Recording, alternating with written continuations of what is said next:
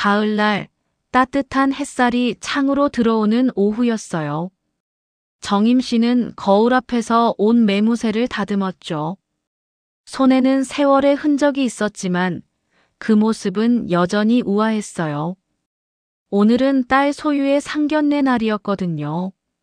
겉으로 정임 씨는 동네에서 작은 옷수선 가게를 하는 평범한 아주머니였어요. 하지만 아무도 모르는 비밀이 있었죠. 그녀는 헤리티지 홀딩스라는 아주 큰 회사의 회장이었답니다. 이런 이중 생활을 하는 이유가 있었어요. 딸 소유가 돈의 힘에 의지하지 않고 자기 능력으로 당당하게 살아가길 바랐거든요. 그래서 소유는 엄마가 그저 옷수선 가게 사장님이라고만 알고 있었죠. 엄마, 준비됐어? 방문을 열고 들어온 소유는 단정한 한복을 입고 있었어요. 화려하진 않았지만 정말 예뻤죠. 정임 씨는 그런 딸을 보며 흐뭇하게 웃었답니다. 그래, 소유야. 너무 긴장하지 마라. 정임 씨는 따뜻하게 딸의 손을 잡았어요. 모녀는 예비 사돈댁으로 향했어요. 정임 씨의 손에는 예단이 들려 있었죠. 그것은 아주 유명한 장인이 직접 수놓은 궁중자수함이었어요. 비싼 브랜드 로고 대신 정성 가득한 전통 비단으로 쌓여 있었죠. 이 예단은 단순한 선물이 아니었어요. 수백 년 이어온 우리 문화의 자랑이자 진짜 품격을 보여주는 보물이었답니다. 그들이 도착한 곳은 진성그룹 최 회장의 집이었어요. 대리석 현관에 커다란 샹들리에까지 온통 비싸고 화려한 물건들로 가득했죠. 정임 씨는 속으로 씁쓸한 마음이 들었어요. 진짜 부자는 겉으로 드러내는 게 아니라 은은하게 품격으로 보여주는 거라 생각했거든요. 그때 태우의 어머니인 민화영 씨가 나타났어요. 온몸에 명품으로 휘감은 모습이었죠. 에르메스 가방, 샤넬 정장. 값비싼 것들로 온몸을 치장하고 있었어요. 그녀는 본래 가난하게 살다가 부자가 되었기에 이런 명품들이 자신의 신분이 높아졌다는 증거라고 생각했죠. 어서 오세요. 화영 씨의 인사는 차갑기만 했어요. 그녀는 정임 씨와 소유의 소박한 옷차림을 보며 속으로 얕잡아 보았답니다. 상견례가 열린 거실은 마치 호텔 로비 같았어요. 이탈리아에서 가져온 대리석 식탁, 프랑스 골동품 의자, 유명 화가 그림까지.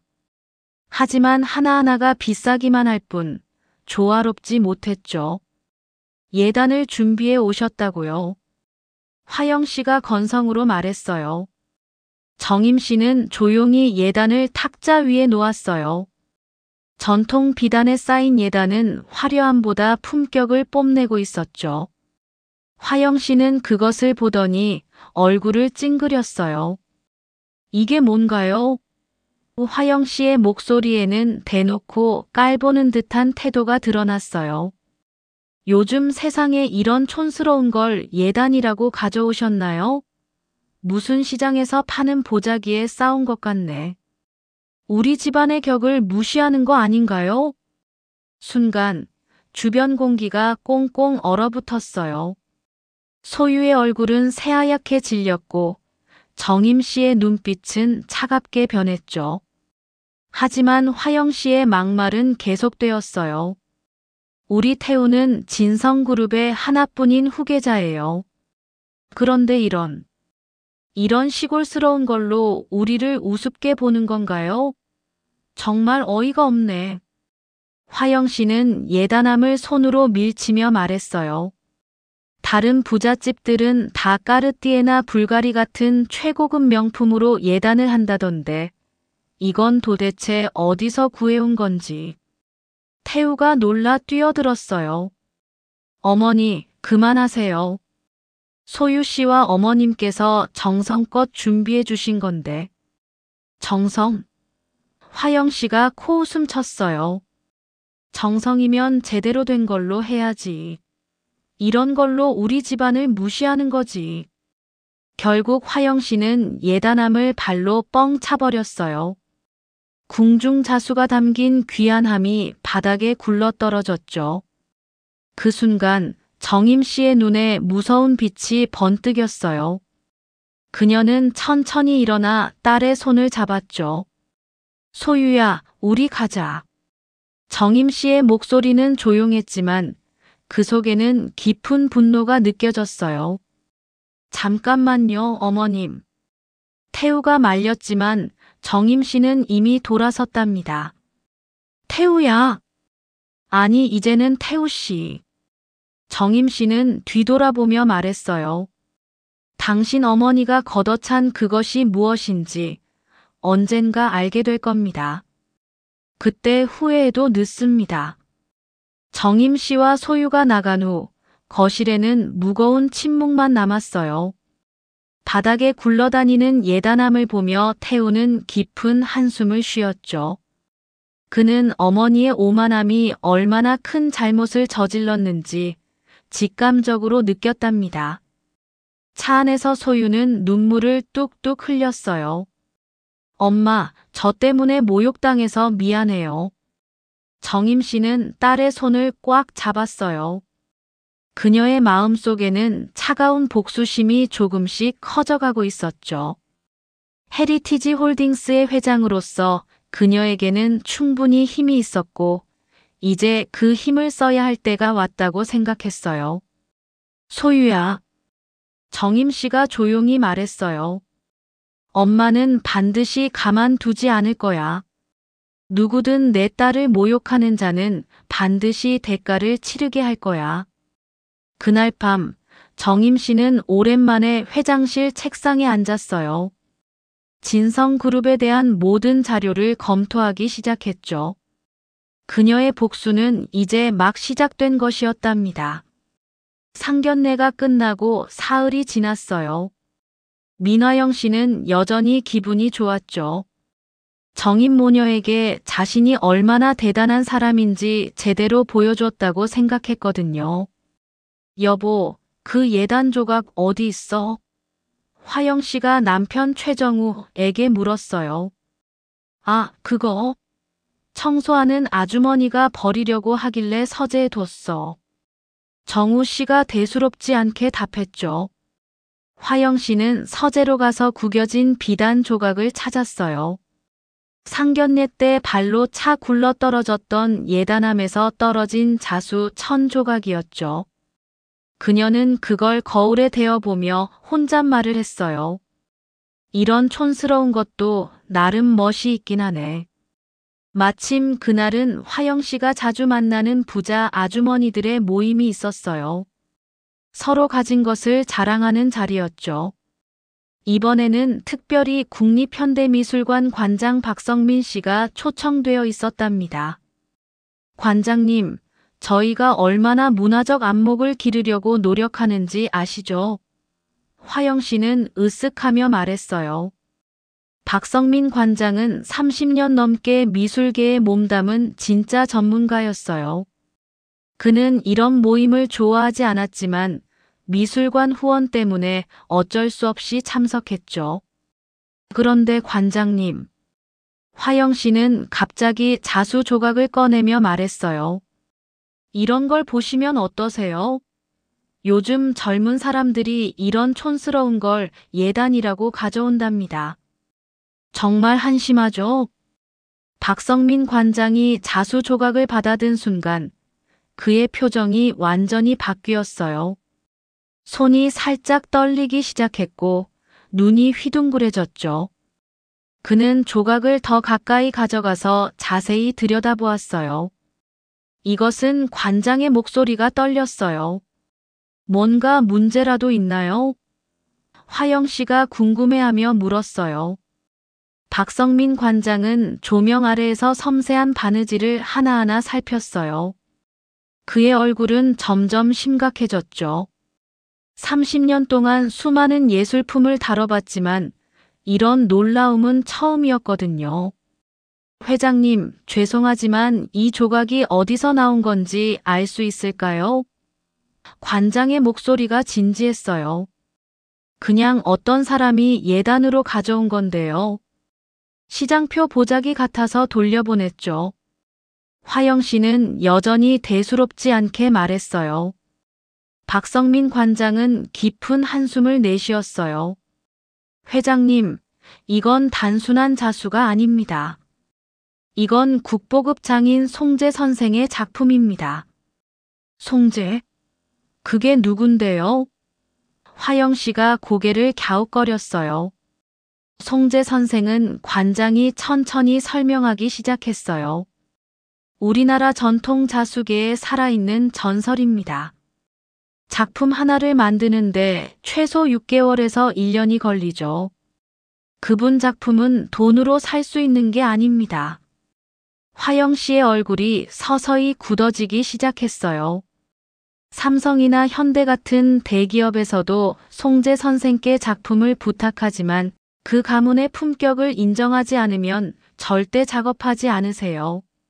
모임에 참석한 다른 아주머니들도 웅성거리기 시작했죠.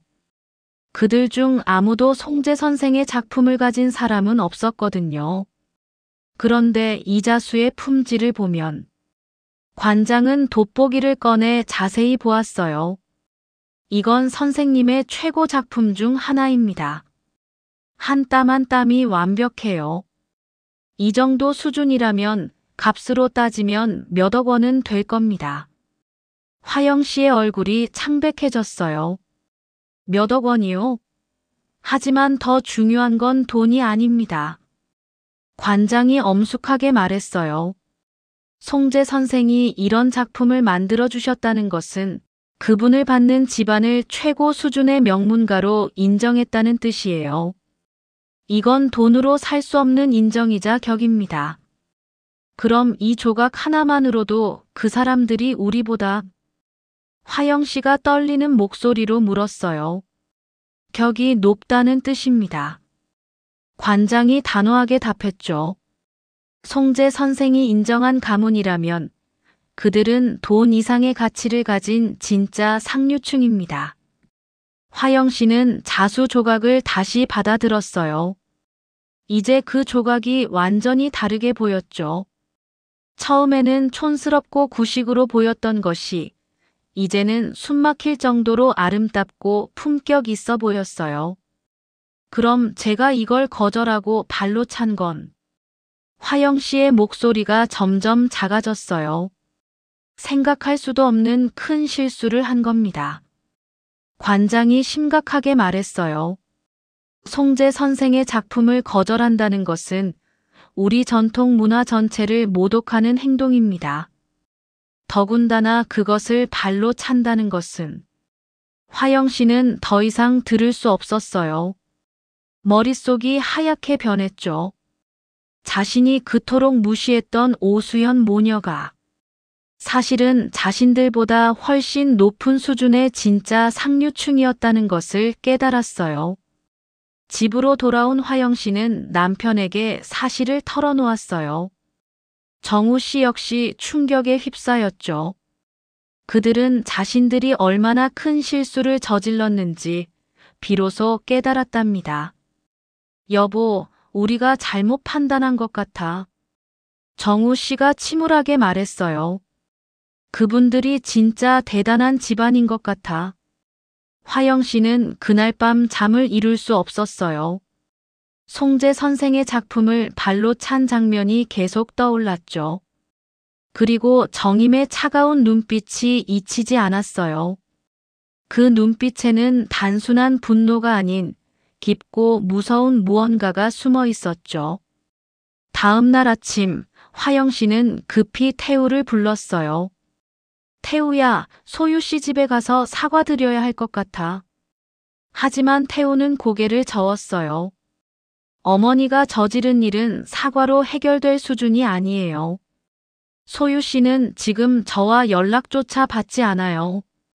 화영 씨는 그제서야 자신이 아들의 사랑까지 망쳐버렸다는 것을 깨달았어요. 그리고 더 큰 불안감이 엄습했죠. 정임의 마지막 말이 계속 귓가에 맴돌았거든요. 언젠가 알게 될 겁니다. 그때 후회해도 늦습니다. 그 말이 단순한 위협이 아니었을지도 모른다는 생각이 들기 시작했답니다. 정임은 헤리티지 홀딩스 회장실에 앉아 있었어요. 50층 높은 건물에서 내려다보는 서울 시내는 마치 그녀의 손바닥 안에 있는 것처럼 느껴졌죠. 평소 옥수선 가게에서 보이던 따뜻한 아주머니 정임의 모습은 온데간데 없었어요. 지금의 정임은 차가우면서도 날카로운 기운을 풍기는 진짜 기업인이었죠. 김 비서. 정임이 인터폰을 눌렀어요. 내 사무실로 와요. 전략기획팀장과 투자총괄이사도 함께 부르고요. 30분 후 헤리티지 홀딩스의 가장 중요한 사람들이 정임의 사무실에 모였어요. 모두 긴장한 표정이었죠. 진성그룹에 대해 아는 대로 전부 보고해요. 정임의 첫 마디는 짧았지만 아주 무거웠어요. 전략기획팀장이 태블릿을 꺼내며 말했어요. 진성그룹은 최근 빠르게 성장한 회사입니다. 주로 건설업을 하고 있지만 요즘엔 연예 사업이나 IT 분야로도 손을 대고 있습니다. 우리와는 어떤 관계가 있나요? 정임이 날카롭게 물었어요. 투자총괄이사가 자료를 찾아보며 답했어요. 회장님, 놀랍게도 우리가 진성그룹과 상당히 많은 일을 함께하고 있습니다. 우리가 투자한 여러 연예 회사들이 진성그룹의 도움을 받고 있고 진성그룹의 새 사업 중 3개가 우리 도움이 없이는 진행이 어려운 상황입니다. 정임의 눈빛이 차갑게 변했어요. 자세히 설명해요. 첫째, 진성그룹이 만들려는 한류 콘텐츠 파크 프로젝트는 우리가 투자한 5개 연예 회사와 계약해야 성공할 수 있습니다. 둘째, 진성그룹의 인터넷 방송 플랫폼은 우리가 가진 콘텐츠가 없으면 경쟁력이 없습니다. 마지막으로 진성그룹의 가장 큰 프로젝트인 글로벌 K타운 건설에 우리 브랜드들이 들어가야 하는데 이 사업이 진성그룹 전체 매출의 30% 이상을 차지할 예정입니다. 정임은 잠시 침묵했어요. 그녀의 머릿속에는 정교한 복수 계획이 그려지고 있었죠. 단순히 진성그룹에 손해를 입히는 것이 아니라 완전히 무너뜨린 후 자신의 것으로 만드는 계획이었어요. 좋아요. 정임이 천천히 말했어요. 지금부터 내 명령을 잘 따르세요. 첫째, 우리가 투자한 모든 연예 회사들에게 진성그룹과의 계약을 당장 없애라고 지시하세요. 계약을 해지하면서 드는 비용은 우리가 부담합니다. 회장님, 그렇게 되면 우리도 손해가 클 텐데요. 투자총괄이사가 걱정하며 말했어요. 손해? 정임이 비웃었어요. 그 정도 손해는 나중에 우리가 얻을 이익에 비하면 아무것도 아니에요. 계속해요. 둘째, 우리가 가진 모든 콘텐츠를 진성그룹의 인터넷 방송 플랫폼에 주지 마세요. 셋째, 글로벌 K타운 프로젝트에서 우리 브랜드를 모두 빼세요. 전략기획팀장이 놀라며 말했어요. 회장님, 그렇게 되면 진성그룹의 중요한 사업들이 모두 망가집니다. 회사 자체가 위험해질 수 있습니다. 그게 목적이에요. 정임의 목소리는 차가웠어요. 하지만 여기서 끝이 아니에요. 우리는 진성그룹이 무너진 후에 그 회사를 사들릴 겁니다. 김 비서가 조심스럽게 물었어요. 회장님, 혹시 이 결정에 개인적인 이유가 있으신 건가요? 정임이 김 비서를 똑바로 바라보았어요. 김 비서, 15년 동안 나와 일하면서 내가 감정적으로 일한 적이 있었나? 없습니다. 그럼 지금도 마찬가지예요. 이건 철저히 계산된 결정입니다. 정임은 일어나 창문 쪽으로 걸어갔어요. 진성그룹은 빠르게 성장했지만 뿌리가 약해요. 우리 같은 중요한 파트너가 빠지면 버틸 수 없는 구조죠.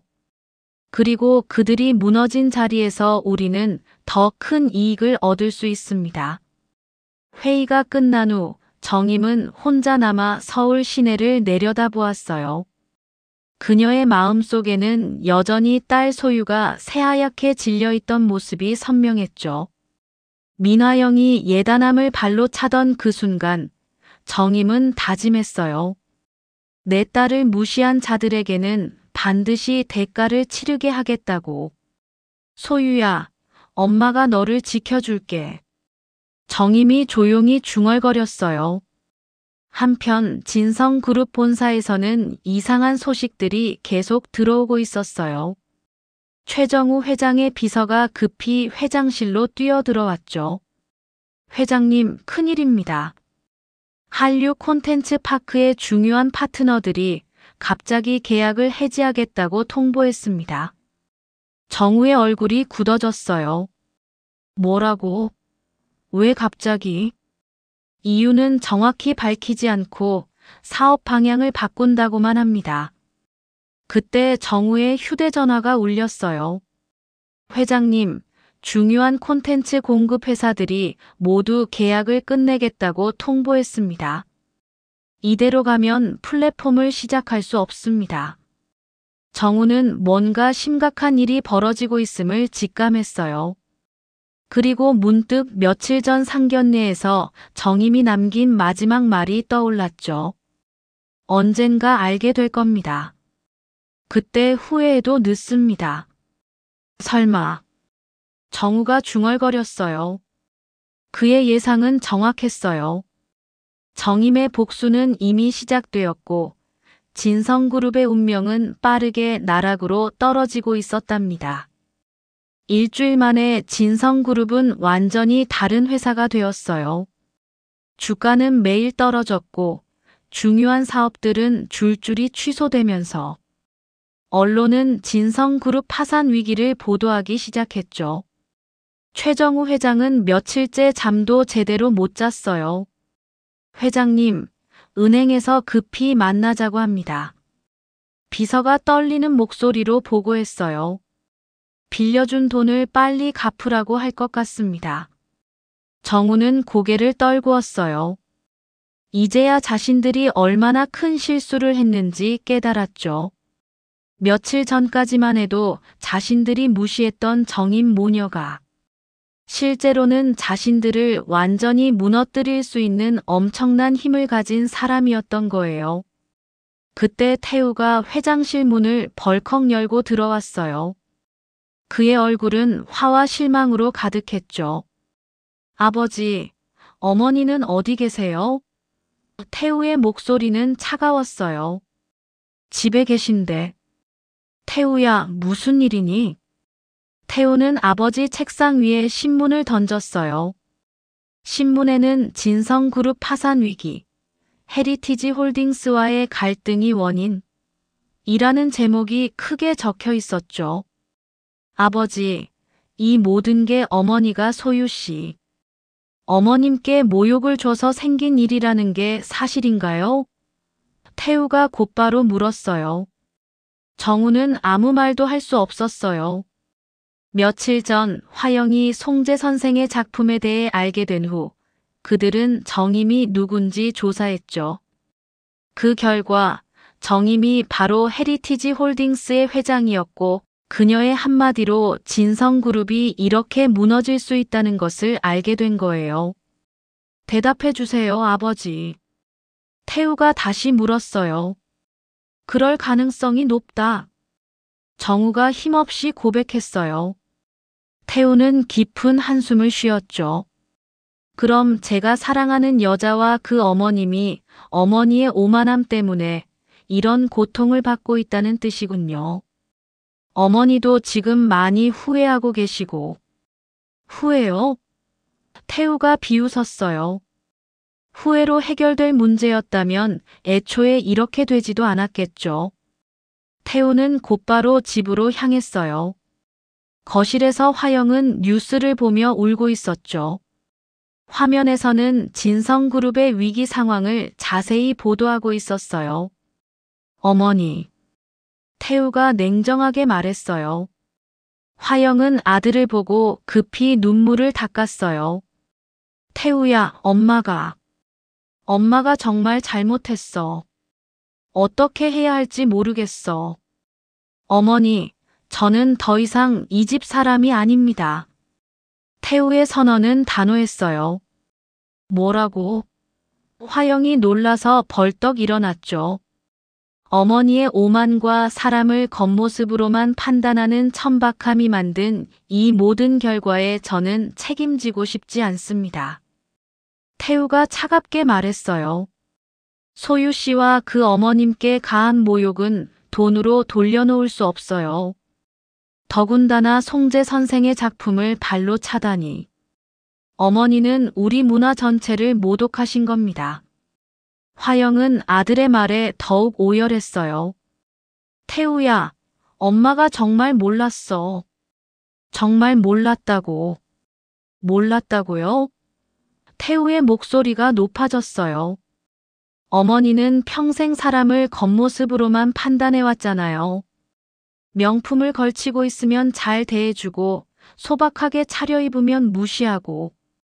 그게 어머니의 삶이었잖아요.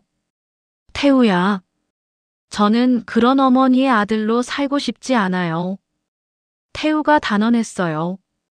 진성그룹의 모든 재산과 상속권을 포기합니다. 저는 제 힘으로 살아갈 거예요. 화영이 절망하며 매달렸어요. 태우야, 그럼 안 돼. 너 없으면 우리는. 어머니가 선택하신 길이에요. 태우가 돌아서며 말했어요. 저는 소유 씨에게 진심으로 사과드리고 어머니와는 완전히 선을 긋겠습니다. 태우가 집을 나서는 순간 화영은 바닥에 주저앉았어요. 회사도 무너지고 아들도 잃었죠. 자신의 오만함이 얼마나 큰 대가를 치르게 하는지 뼈저리게 느끼고 있었답니다. 같은 시각 헤리티지 홀딩스 회장실에서 정임은 진성그룹의 실시간 상황을 보고받고 있었어요. 그런데 문득 마음 한편이 무거워지기 시작했죠. 복수는 달콤했지만 동시에 씁쓸함도 있었어요. 이때 소유가 어머니의 회장실을 찾아왔어요. 수연은 깜짝 놀랐죠. 소유는 자신이 헤리티지 홀딩스 회장이라는 것을 모르고 있었는데. 엄마. 소유가 조용히 말했어요. 엄마가 헤리티지 홀딩스 회장이라는 게 사실이에요. 정임은 아무 말도 할 수 없었어요. 딸이 어떻게 알게 되었는지 궁금했지만 더 중요한 것은 딸의 표정이었죠. 소유의 눈에는 실망과 슬픔이 가득했어요. 태우 씨가 알려줬어요. 소유가 설명했어요. 그리고 지금 진성그룹에 일어나는 일들도 엄마가 하고 있는 일이라고. 소유야, 엄마는. 엄마, 저도 분명히 상처받았어요. 소유가 말을 끊었어요. 태우 씨 어머님이 우리를 모욕했을 때 정말 창피하고 화가 났어요. 하지만 이렇게 복수하는 건 엄마가 저에게 가르쳐준 인생의 가치가 아니에요. 정임은 딸의 말에 마음이 흔들렸어요. 엄마는 항상 저에게 말씀하셨잖아요. 진정한 강함은 상대를 무너뜨리는 게 아니라 용서하고 더 나은 사람이 되는 거라고요. 소유의 목소리는 떨리고 있었죠. 지금 엄마가 하는 일은 엄마가 저에게 가르쳐준 모든 것과 반대예요. 하지만 소유야, 엄마는 너를 모욕한 사람들을 그냥 둘 수 없어. 엄마, 그분들을 완전히 망하게 하는 건 너무 잔인해요. 소유가 간절하게 말했어요. 그분들에게 진심으로 뉘우칠 기회를 주세요. 그게 진짜 강한 사람이 하는 일이에요. 소유는 어머니 앞에 무릎을 꿇었어요. 엄마, 제발 복수를 멈춰주세요. 저는 엄마가 복수심에 사로잡힌 사람이 되는 걸 보고 싶지 않아요. 정임은 딸의 모습에 깊은 충격을 받았어요. 자신이 딸을 위해 하고 있다고 생각한 일이 오히려 딸에게 상처를 주고 있었던 거죠. 엄마, 태우 씨는 이미 집을 나왔어요. 모든 상속권도 포기했대요. 소유가 계속 말했어요. 그분도 어머니의 잘못을 인정하고 있어요. 이제 그만 멈춰주세요. 정임은 오랫동안 침묵했어요. 딸의 말이 자신의 차가운 복수심을 녹이고 있었죠. 그동안 자신이 정이라고 믿었던 복수가 사실은 단순한 화풀이였을지도 모른다는 생각이 들었답니다. 소유야. 정임이 천천히 말했어요. 엄마가 너무 멀리 간 것 같니? 네, 엄마. 진정한 승리는 상대방을 이해시키는 거예요.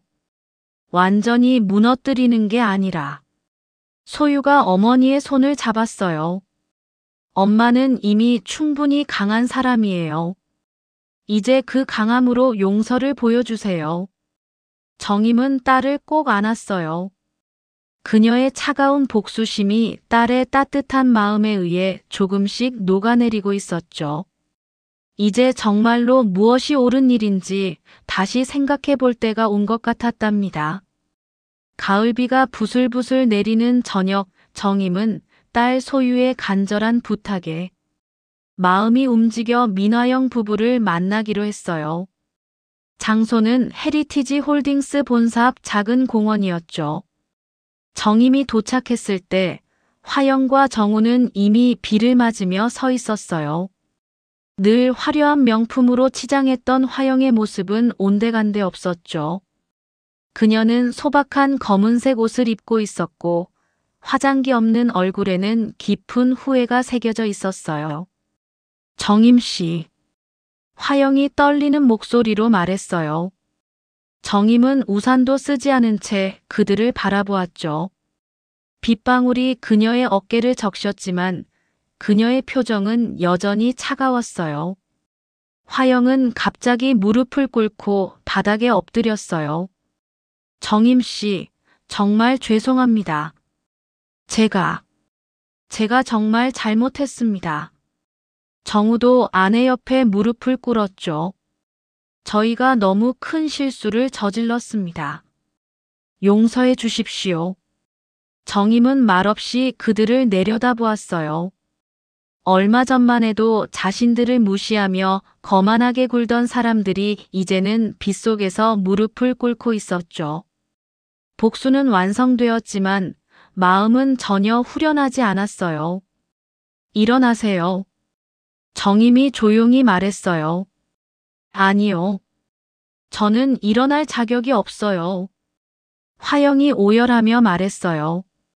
제가 평생 쌓아온 성이 무너지는 고통 속에서 비로소 제가 얼마나 천박했는지 깨달았습니다. 돈과 명품으로 사람을 판단하고 진짜 가치를 알아보지 못했어요. 화영의 목소리는 진심으로 가득했죠. 송재 선생님의 작품을 발로 찬 제 자신이 너무 부끄럽습니다. 그 순간 저는 단순히 당신들을 모욕한 게 아니라 우리의 소중한 문화와 전통을 짓밟은 거였어요. 정임 씨, 이제 알았어요. 화영이 계속 말했어요. 진정한 품격이 무엇인지, 진짜 부자가 어떤 사람들인지 이제야 깨달았습니다. 당신이 평범한 옷수선 가게를 운영하면서도 딸에게 보여준 겸손함과 진심이야말로 진짜 부였어요. 저는 겉만 번지르르하고 속은 텅 빈 사람이었습니다. 정우도 고개를 숙이며 말했어요. 저희는 돈으로 모든 것을 해결할 수 있다고 생각했습니다. 하지만 진정한 가치는 돈으로 살 수 없다는 것을 너무 늦게 깨달았어요. 정임은 그들의 모습을 보며 복잡한 감정을 느꼈어요. 분노는 이미 많이 사라진 상태였고 이제는 안타까움이 더 컸죠. 딸 소유의 말이 계속 머릿속에 맴돌았어요. 진정한 강함은 용서하고 더 나은 사람이 되는 것이라는 말이. 일어나세요, 두 분. 정임이 다시 말했어요. 이제 그만 일어나세요. 화영과 정우가 천천히 일어났어요. 그들의 옷은 비에 젖어 있었고 얼굴에는 절망과 후회가 뒤섞여 있었죠. 화영 씨, 정우 씨. 정임이 천천히 입을 열었어요. 저도 너무 멀리 갔습니다. 복수심에 사로잡혀서 두 분을 완전히 무너뜨리려고 했어요. 아니에요. 저희가 받아 마땅한 벌이었어요. 화영이 급히 말했어요. 아니에요. 정임이 고개를 저었어요. 제 딸이 저에게 깨우쳐줬어요. 진정한 강함은 상대방을 파멸시키는 게 아니라 서로를 이해하고 용서하는 거라고요. 정임은 잠시 침묵한 후 계속했어요. 하지만 이 일이 그냥 지나갈 수는 없어요. 두 분이 진정으로 변했다는 것을 보여주셔야 합니다. 무엇이든 하겠습니다. 정우가 간절하게 말했어요. 조건이 있어요. 정임의 목소리가 단호해졌어요. 첫째, 태우 씨에게 진성그룹의 모든 경영권을 넘겨주세요. 둘째, 두 분은 완전히 경영에서 물러나세요. 셋째, 앞으로는 겸손하게 살면서 진정한 품격이 무엇인지 배우세요. 화영이 고개를 끄덕였어요. 네, 그렇게 하겠습니다. 사실 태우는 이미 모든 상속권을 포기하고 집을 나갔어요. 저희가 직접 찾아가서 사과하고 다시 돌아와 달라고 부탁드려야 할 것 같아요. 그리고 한 가지 더. 정임이 덧붙였어요. 진성그룹의 위기는 제가 만든 것이니 저도 책임지겠습니다. 헤리티지 홀딩스가 진성그룹과 다시 손을 잡겠어요. 하지만 이번에는 태우 씨가 경영하는 새로운 진성그룹과 함께 하겠어요. 정우와 화영은 믿을 수 없다는 표정이었죠. 정말로 용서해 주시는 건가요? 네. 하지만 이것은 용서가 아니라 새로운 시작이에요. 정임이 말했어요. 두 분도 저희도 모두 이 일을 통해 배웠으니까요. 그때 소유가 우산을 들고 뛰어왔어요. 엄마, 왜 우산도 안 쓰고 계세요? 정임은 딸을 보며 미소를 지었어요. 소유야, 이제 끝났어. 모든 게 해결됐어. 소유는 화영 부부를 바라보며 조심스럽게 말했어요. 어머님, 아버님, 앞으로는 서로 이해하며 지낼 수 있을 거예요. 화영이 소유에게 깊숙이 고개를 숙였어요. 소유 양, 정말 죄송했어요. 그리고 고마워요. 당신의 어머님께 용서를 부탁해줘서. 따뜻한 봄날 오후 작은 야외 정원에서는 소박하지만 아름다운 결혼식이 열리고 있었어요. 태우와 소유의 결혼식이었죠. 화려한 호텔 대신 자연 속에서 진행되는 결혼식이었지만 참석한 모든 사람들의 얼굴에는 진심 어린 축복이 가득했어요. 태우는 어머니의 사과를 받아들이고 집으로 돌아왔어요. 그리고 새롭게 시작하는 진성그룹의 경영을 맡게 되었죠. 하지만 예전과는 완전히 다른 방식으로 회사를 운영했어요. 겉모습보다는 내실을, 화려함보다는 진심을 중요하게 생각하는 경영 철학을 세웠답니다. 화영은 결혼식장에 소박한 베이지색 원피스를 입고 참석했어요. 예전의 화려한 명품들은 모두 정리했죠. 그녀는 이제 진짜 품격이 옷에서 나오는 것이 아니라 겸손함과 진심이야말로 진짜 아름다움이라는 것을 배웠어요. 축하합니다, 소유 양. 화영이 소유에게 조용히 말했어요. 정말 아름다우세요. 소유는 화영을 따뜻하게 안아주었어요. 어머님, 이제 진짜 가족이에요. 정임도 단아한 한복을 입고 참석했어요.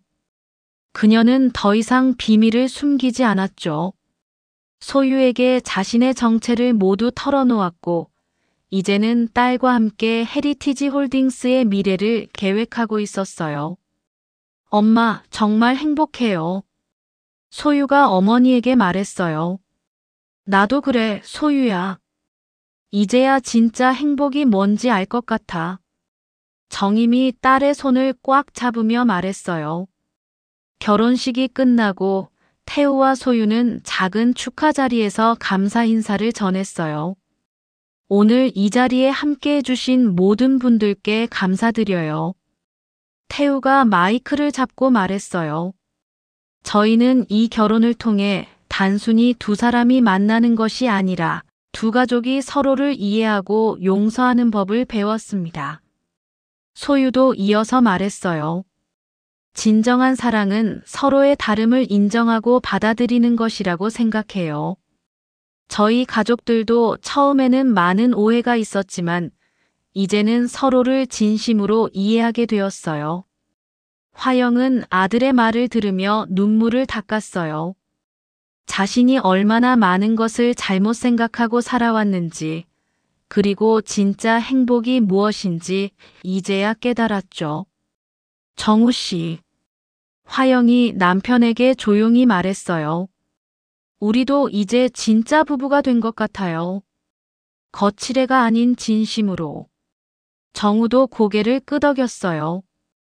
당신 말이 맞아요. 이제야 진짜 중요한 게 뭔지 알겠어요. 해가 저무는 정원에서 두 가족은 함께 사진을 찍었어요. 예전처럼 화려하지는 않았지만 모든 사람의 얼굴에는 진심 어린 미소가 있었죠. 정임은 마지막으로 화영에게 작은 선물을 건넸어요. 그것은 송재 선생이 새로 만들어준 작은 자수 손수건이었죠. 이제 진짜 시작이에요, 화영 씨. 정임이 말했어요. 우리 모두 더 나은 사람이 되어가요. 화영은 선물을 받으며 감동했어요. 정임 씨, 정말 고마워요. 저도 이제 진정한 겸손함이 뭔지 배워나갈게요. 그렇게 운명의 비단으로 시작된 이야기는 용서와 새로운 시작으로 마무리되었답니다. 진정한 품격은 돈이나 명품이 아니라 사람의 마음에서 나온다는 것을, 그리고 진짜 강함은 용서할 줄 아는 마음에서 나온다는 것을 모두가 깨달은 하루였어요. 여러분은 이 이야기에서 어떤 부분이 가장 기억에 남으시나요? 진정한 품격과 겸손에 대한 여러분의 생각도 궁금합니다. 댓글로 자유롭게 나눠주세요.